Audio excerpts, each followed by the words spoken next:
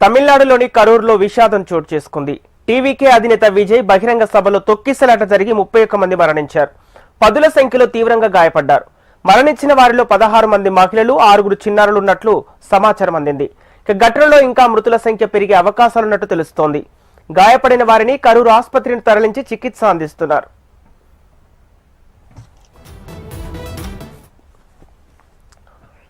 కరూరులో విజయ్ చేపట్టిన ర్యాలీకి 10,000 మందికి అనుమతి తీసుకున్నారు. అయితే ఊహించని రీతిలో భారీ ఎత్తున జనం తరలి వచ్చారు. దాదాపు 50,000 మంది రావడంతో కార్నర్ మీటింగ్ ప్రాంగణం అంతా జనంతో నిండిపోయింది. విజయ్ కార్నర్ మీటింగ్ కు 6 గంటలు ఆలస్యంగా రావడంతో అప్పటిదాకా వేచి చూసిన అభిమానులు విజయ్ ను చూసేందుకు ఉత్సాహంతో ముందుకు వచ్చేందుకు ప్రయత్నించారు. దాంతో తోపులాట ప్రారంభమైంది. అభిమానులు తోసుకోవద్దంటూ విజయ్ వారించారు. అయితే అప్పటికే పరిస్థితి చేజారిపోయింది. ఒక్కసారిగా తొక్కిసలాట చోటు చేసుకుంది. అయితే తొక్కిసలాటకు కారణాలేంటి అనేది ఇప్పటి వరకు నిర్ధారణ కాలేదు. తొక్కిసలాట జరగగానే పోలీసులను సాయం కోసం పిలిచిన విజయ్ ప్రసంగాన్ని మధ్యలోనే ఆపేసి వాహనంపై నుంచి దిగిపోయారు. తొక్కిసలాటలో బాధితులకు నీళ్లందించారు.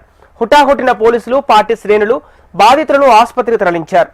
ప్రస్తుతం ఆసుపత్రిలో చికిత్స పొందుతున్న వారు 10ల సంఖ్యలో ఉండగా 47 మంది పరిస్థితి విషమంగానే ఉన్నట్లు తెలుస్తోంది.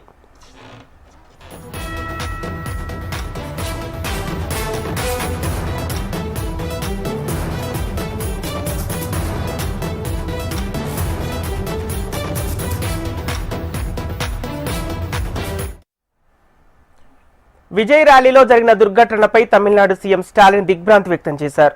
తక్షణ సహాయక చర్యలకు ఆదేశించారు. హెల్త్ మినిస్టర్ సుబ్రహ్మణ్యన్ ను హుటాహుటిన కరూరు వెళ్లమని ఆదేశించారు.